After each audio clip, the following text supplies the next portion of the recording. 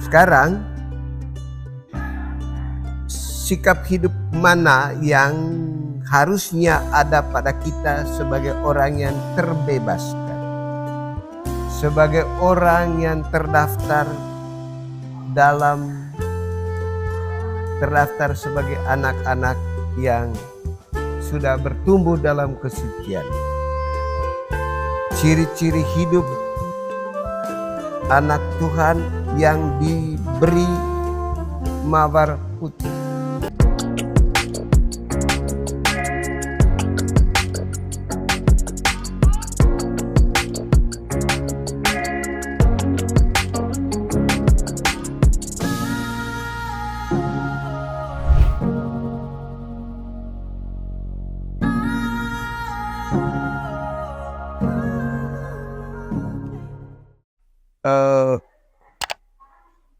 Bagi orang Kristen,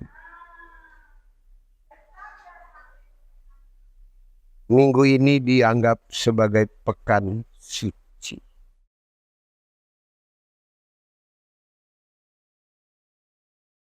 Ini sebenarnya mengandung beberapa hal.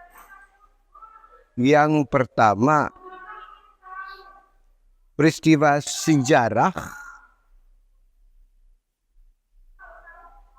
di mana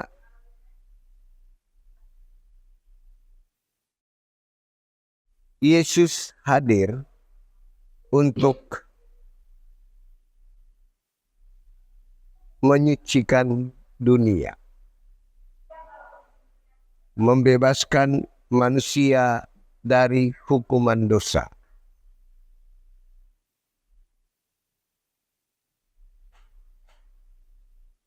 Barabas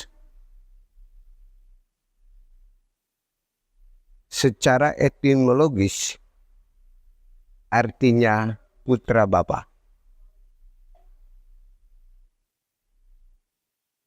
Bar artinya putra, Aba itu bapa.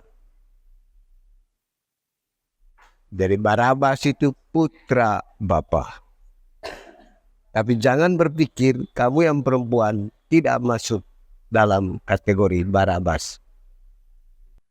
Jadi Barabas dia digantung, dia harusnya digantung karena dia berdosa, karena dia membunuh. Tetapi kehadiran Yesus menghapus hukuman itu untuk dia.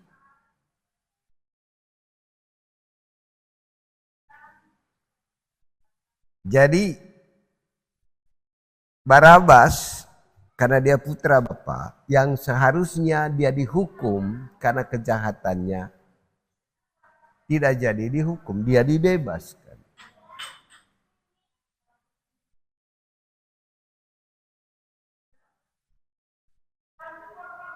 Yang kedua yang menonjol itu dua orang yang disalibkan bersama Yesus.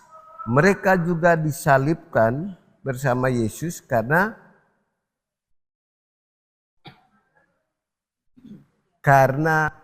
berdosa. Tetapi pada hari saat itu juga mereka bersama dia di Firdaus.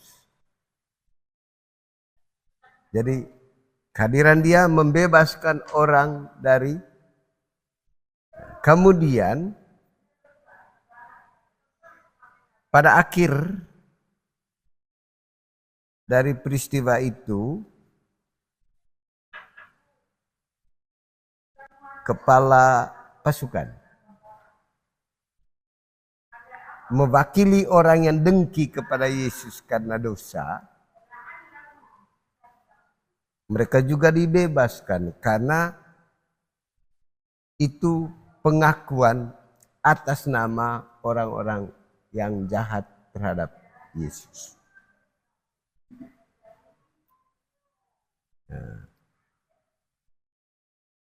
Yesus membebaskan kita dari kegelapan dosa, dari kuasa dosa. Mengapa dia yang membebaskan? Karena dia hidup. Jadi dia ikut ambil bagian dalam kematian kita supaya dosa hilang. Nanti baru dia bangkit. Kita semua akan bangkit. Jadi dunia disucikan oleh Tuhan. Karena itu pekan suci. Peristiwa historis. Dan terekam dalam dokumen-dokumen dunia. Sekarang, sikap hidup mana yang harusnya ada pada kita sebagai orang yang terbebaskan? Sebagai orang yang terdaftar sebagai anak-anak yang sudah bertumbuh dalam kesucian. Ciri-ciri hidup anak Tuhan yang diberi mawar putih.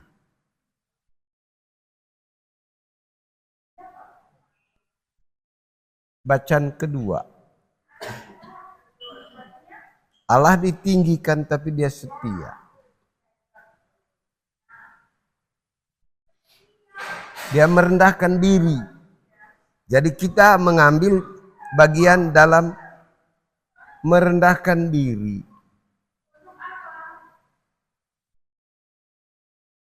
Sebagai orang tua merendahkan diri untuk menyesuaikan diri dengan anak-anak.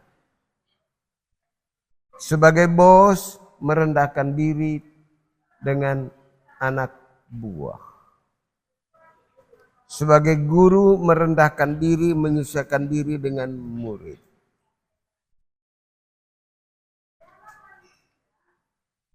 Salah satu bentuknya beberapa hari ini saya sampaikan ya bahwa kita memperoleh gelar, entah itu gelar profesi seperti bos, seperti direktur, ya, gelar karena pendidikan doktor, gelar karena pangkat jenderal,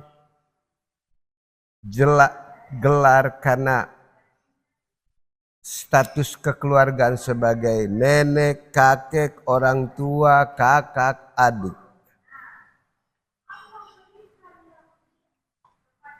Merendahkan diri dengan cara menghormati orang lain. Kalau kita setia merendahkan diri, maka kita akan ditinggikan. Kalau kita mengikuti bacaan pertama, sikap orang suci seperti Yesaya. Janggutnya dicabut.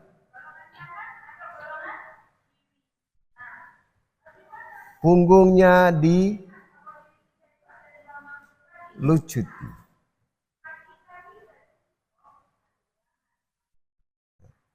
Kita tidak, Yesaya menerimanya karena dia sudah dimahkotai sebagai nabi yang suci. Dia tidak berontak. Ya kita pun akan dicemooh, akan dicemeti dengan macam-macam. Terima. Karena kita itulah ciri orang suci.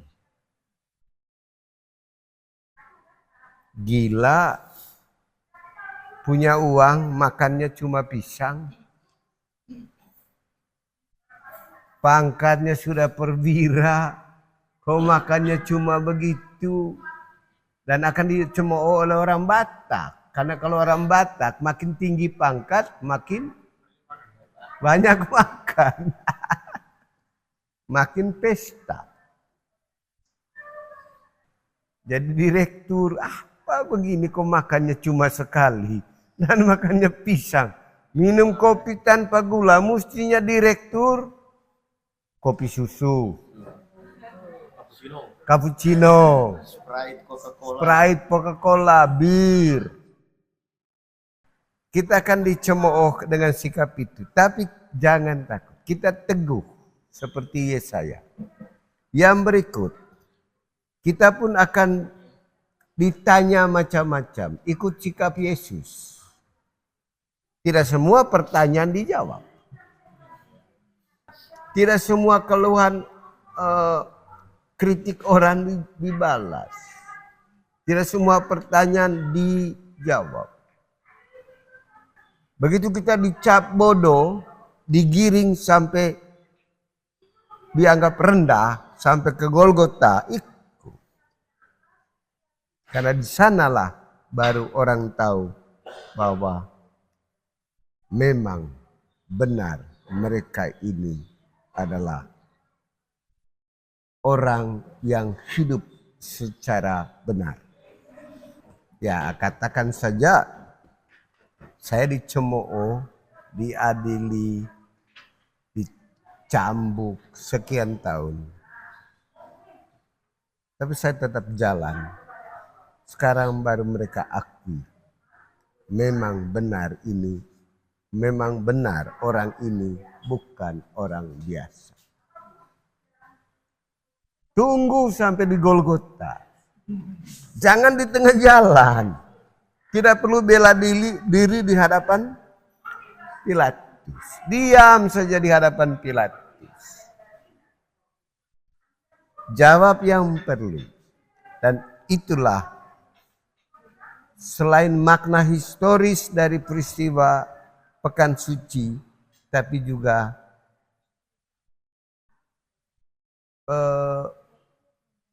mengandung pesan profetik bagi hidup kita supaya setia sampai orang mengakui bahwa hidup kita benar. Tidak sekarang, mungkin setelah di Golgota. Oke, selamat pagi.